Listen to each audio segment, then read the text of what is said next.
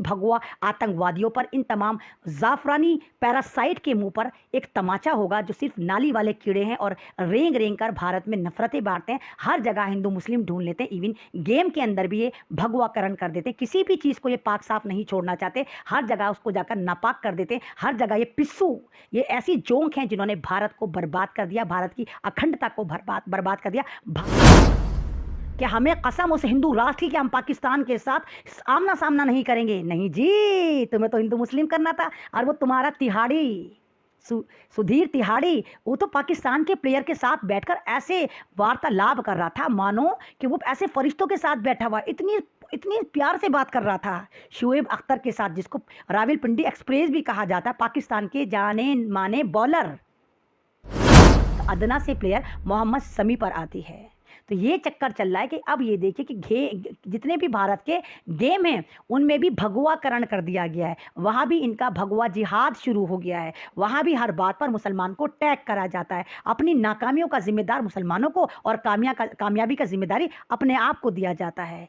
ये हिंदू मुस्लिम तो आप लोग करते हैं, एक सिंगल खिलाड़ी आपने रख रखा है, वो भी शायद इसीलिए प्री प्लान रखा होगा ताकि अगर हमारी टीम हार जाती है तो हम सारा ठीक रहा इस मुसलमान बंदे पर फोड़कर इसको पाकिस्तानी एजेंट करार दे दें। कि भारत की क्रिकेट टीम में एक बंदा है हार्दिक पांडे, जो धरती पर बोझ, क्रिकेट टीम में बोझ, कभी अच्छा काम ही नहीं करता, लेकिन क्योंकि वो हार्दिक पांडे है इसलिए लगातार उसको चांस दिया जाता है। अस्सलाम वालेकुम, मैं आपके सामने अमन रिजवी और आज मैं बात करने आई हूँ हिंदुस्तान के उन चुनिंदा अंधभक्तों की, हिंदुस्तान में पैदा उन गुफाओं की नाजायज़ औलादों की, जो गेम में भी कहीं ना कहीं हिंदू मुस्लिम का एंगल फिट कर लेते हैं। क्या आपको पता है कि मोहम्मद शमी कौन है? क्या आप जानते हैं कि मोहम्मद शमी जब यहाँ से इतनी दूर दुबई में मैच खेल रहा था तो उसकी 14 महीने की बच्ची आईसीयू में ज़िंदगी और मौत की जंग लड़ रही थी। कौन बाप इतनी हिम्मत करता है कि भारत के लिए खेलने वहाँ चला गया और उसकी बच्ची आईसीयू में थी, उसके बावजूद उस पर गद्दारी के टाइटल लग रहे हैं। अरे गद्दारी तो आपके साथ हो गई भक्तों। आपने कभी सवाल करा कि ये वाला मैच जो था जिसको मेज़बानी भारत कर रहा था, ये दुबई में क्यों खेला जा रहा है भाई? हमारे स्टेडियम जंग खा रहे हैं, हमारे स्टेडियमों में ताले लगे पड़े हैं, हमारे यहाँ नौकरी नहीं है और हम जाकर दुबई को और अमीर बना कर आ रहे हैं कि अपना मैच भी हम दुबई में रख रहे हैं ताकि सारी कमाई दुबई को हो जाए, भारत के लोगों को चवन्नी पैसा ना मिले। हाँ, तुम ताली बजाते रहो, हाय चव्वा लग गया, हाय आउट हो गया। तुम्हें बेवकूफ़ बनाकर टीवी पे लगा दिया गया, मोबाइल पे लगा दिया गया कि तुम मोबाइल पे देख देख के बेवकूफ़ बनते रहो और तमाम कमाई का जो लूट मार का अड्डा है वो दुबई ने ले लिया। तुमसे तो अच्छा दुबई है कि जिसकी टीम तक नहीं है। दुबई की क्रिकेट टीम है, सुना आपने? नहीं है। दुबई ने वहाँ पर अपने स्टेडियम किराए के लिए बना रखे हैं और मेरा भारत महान, मेरा डिजिटल भारत, मेरा विश्व गुरु भारत, उसने अपने स्टेडियमों में ताले ठोक दिए। कभी किसी भारत के युवा को कोई नौकरी ना मिल जाए इसलिए ताले ठोक दिए, दूसरे मुल्कों का फ़ायदा देखा। और सवाल ये उठता है कि भारत के क्रिकेट टीम में एक बंदा है हार्दिक पांडे, जो धरती पर बोझ, क्रिकेट टीम में बोझ, कभी अच्छा काम ही नहीं करता, लेकिन क्योंकि वो हार्दिक पांडे है इसलिए लगातार उसको चांस दिया जाता है। भारत की क्रिकेट टीम में एक भुवनेश्वर कुमार है, रोहित शर्मा है, रविंद्र शर्मा है, जडेजा, केएल राहुल है, जसप्रीत बुमराह है। इनकी परसेंटेज क्या है, इनकी परफॉर्मेंस क्या है? देखिए आपने, थर्ड क्लास खेलते हैं लेकिन बने रहते हैं, बार बार इनको मौका दिया जाता है क्योंकि इनको पता है कि इनके अपोजिट में जो लोग खड़े हुए हैं वो भी मुस्लिम ही खिलाड़ी हैं। जैसे आप देखिए, मुनाफ पटेल है, इरफान पठान है, यूनुस पठान है, मोहम्मद कैफ है, वसीम जाफ़र है। इनको कभी मौका नहीं दिया जाता इतना जितना इन थके हुए खिलाड़ियों को दिया जाता है। तो हिंदू मुस्लिम तो आप लोग करते हैं, एक सिंगल खिलाड़ी आपने रख रखा है, वो भी शायद इसीलिए प्री प्लान रखा होगा ताकि अगर हमारी टीम हार जाती है तो हम सारा ठीक रहा इस मुसलमान बंदे पर फोड़कर इसको पाकिस्तानी एजेंट करार दे दें। शर्म नहीं आती आपको कि एक बंदा अकेला नहीं जिम्मेदार होता। अगर ये टीम हमारी भारत की टीम हारी है तो इसकी रिस्पॉन्सिबिलिटी तमाम प्लेयर पर आती है, हमारे कोच पर आती है, हमारे BCSI जो है उस टीम पर आती है, तमाम लोगों पर आती है, ना कि खाली एक अदना से प्लेयर मोहम्मद शमी पर आती है। तो ये चक्कर चल रहा है कि अब ये देखिए कि जितने भी भारत के गेम हैं उनमें भी भगवाकरण कर दिया गया है। वहाँ भी इनका भगवा जिहाद शुरू हो गया है। वहाँ भी हर बात पर मुसलमान को टैग करा जाता है। अपनी नाकामियों का जिम्मेदार मुसलमानों को और कामयाबी का जिम्मेदारी अपने आप को दिया जाता है। ये गेम था, ये हम किसी मुल्क से जंग नहीं करने गए थे, ये गेम था। और जब इंसान गेम खेलता है तो अपने दिमाग को फ्रेश करने के लिए खेलता है, अपनी टेंशन्स को दूर करने के लिए खेलता है, ना कि किसी ख़ास कम्युनिटी को टारगेट करने के लिए खेलता है, ना कि किसी ख़ास कम्युनिटी को गद्दार और दलाल बनाने के लिए खेला जाता है। या तो हिंदुस्तान की मीडिया इस वाली बात का जवाब दे कि ये वाला मैच हमने खेला ही इसलिए था ताकि भारत के मुसलमानों को हम टारगेट करें। ये गेम बनता ही नहीं था। जब हमारे पाकिस्तान के साथ इतने ख़तरनाक हालात चल रहे हैं कि हमें पाकिस्तान से हर तरह से प्रॉब्लम है, कुछ भी हो पाकिस्तान ज़िम्मेदार होता है, कहीं पे भी कोई भी वाक़या हो तो पाकिस्तान ज़िम्मेदार होता है। फिर तुम्हारी ऐसी क्या मौत आई थी कि तुमने पाकिस्तान के साथ गेम खेला? कुछ ऐसा मैनेजमेंट करते कि हमने खेलना ही नहीं है, या एक एक नंबर ले लेते। जो कुछ तो इसका रूल्स रेगुलेशन होंगे ना कि जो टीम जीतती है उसको 1 नंबर या 10 नंबर या 2 नंबर मिलते हैं, तो 1 नंबर तुम ले लेते, एक उनको दे देते, उठा लेते हलफ कि हमें कसम उस हिंदू राष्ट्र की कि हम पाकिस्तान के साथ आमना सामना नहीं करेंगे। नहीं जी, तुम्हें तो हिंदू मुस्लिम करना था।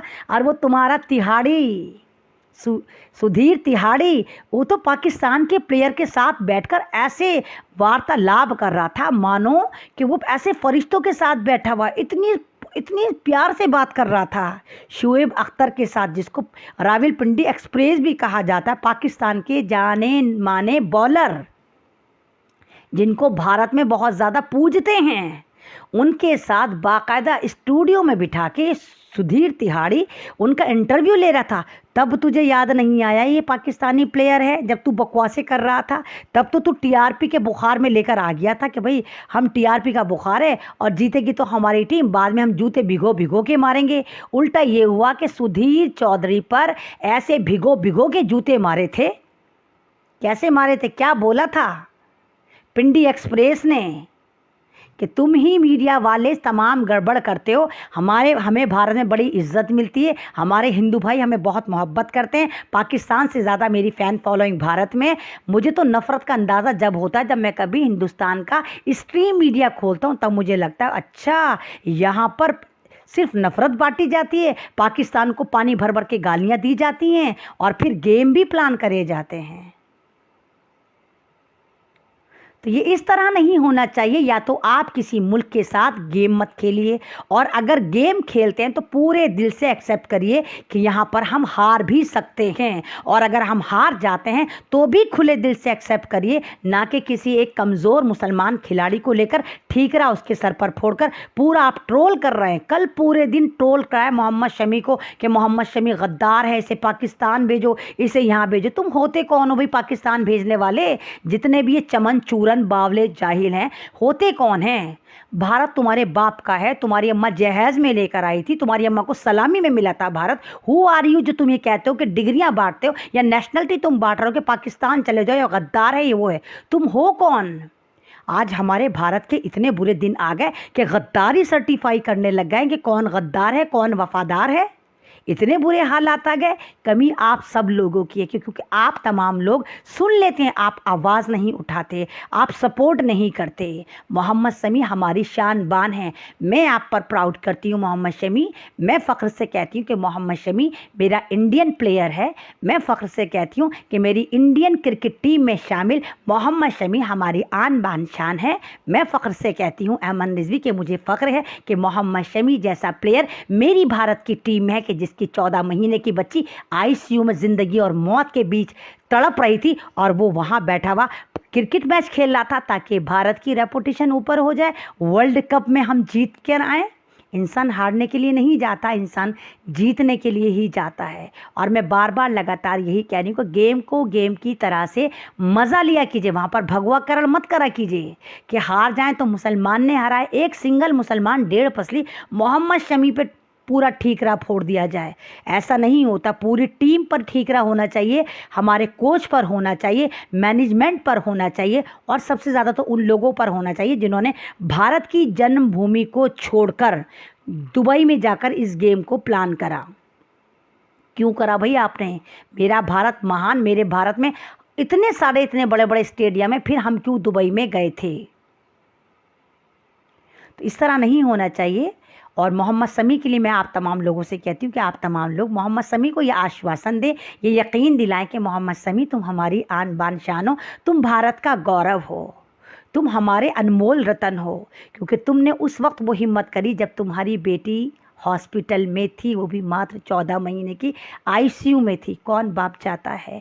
तो तुम वाकई एक सच्चे हिंदुस्तानी हो जो भारत का नाम रोशन करने गए थे। और हमें उम्मीद है कि इंशाल्लाह हमारी हिंदुस्तान की टीम बहुत अच्छा परफॉर्मेंस देगी, और इंशाल्लाह ये भी उम्मीद है कि इंशाल्लाह इस बार फिर हम वर्ल्ड कप जीत कर आएंगे, और फिर इन भगवा आतंकवादियों पर, इन तमाम जाफरानी पैरासाइट के मुंह पर एक तमाचा होगा, जो सिर्फ नाली वाले कीड़े हैं और रेंग रेंग कर भारत में नफरतें बांटते हैं। हर जगह हिंदू मुस्लिम ढूंढ लेते हैं, इवन गेम के अंदर भी ये भगवाकरण कर देते हैं। किसी भी चीज़ को ये पाक साफ नहीं छोड़ना चाहते, हर जगह उसको जाकर नापाक कर देते हैं। हर जगह ये पिस्सू, ये ऐसी जोंक हैं जिन्होंने भारत को बर्बाद कर दिया, भारत की अखंडता को बर्बाद कर दिया, भारत को हर जगह बदनाम कर दिया। पूरी दुनिया में हमारी इस वक्त बेइज्जती हो रही है कि देखो अपनी हार का ठीकरा एक खिलाड़ी पर फोड़ दिया इन्होंने।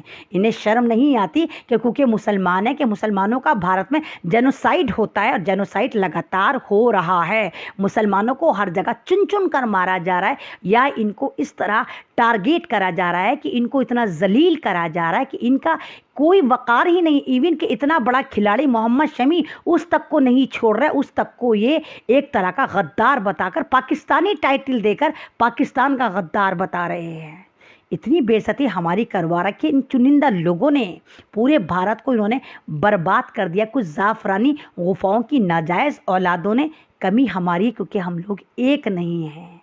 हम सपोर्ट नहीं करते अपने को, हम सपोर्ट नहीं करते अच्छे खिलाड़ियों को, हम सपोर्ट नहीं करते उन फौजियों को जो चीख हम चिल्ली मचाकर हमसे कहते हैं कि देखो हमारे ऊपर जुल्म होता है, देखो हमारे साथ फर्जी एनकाउंटर करके हमें मार के पाकिस्तान का नाम लगा दिया जाता है। हम सपोर्ट नहीं करते, हम डरते हैं कि अगर हम बोले तो हमारे पे UAPA NSA देशद्रोही का मुकदमा लगा देंगे। नहीं लगाएंगे भाई, नहीं लगाएंगे। हम सच्चे भारतीय कल भी थे, आज भी हैं, और मरते दम तक रहेंगे। हमें फ़ख्र है कि हम भारत के रहने वाले हैं, हमें फ़ख्र है कि हम बाकी ही एक ट्रू इंडियन है, हमें फ़ख्र है कि हम फ्रीडम फाइटर के ख़ानदान से हैं। और हमें अभी भी ज़रूरत पड़ी अगर भारत को अपना खून और अपनी क़ुरबानी देने की, हम फ़ख्र से देंगे, क्योंकि हम वाकई सच्चे हिंदुस्तानी हैं। सभी का खून शामिल है यहाँ की मिट्टी में, सभी का खून शामिल है यहाँ की मिट्टी में, किसी के बाप का हिंदुस्तान नहीं है। वीडियो अच्छी लगती है तो उसको आगे शेयर करिए, और मोहम्मद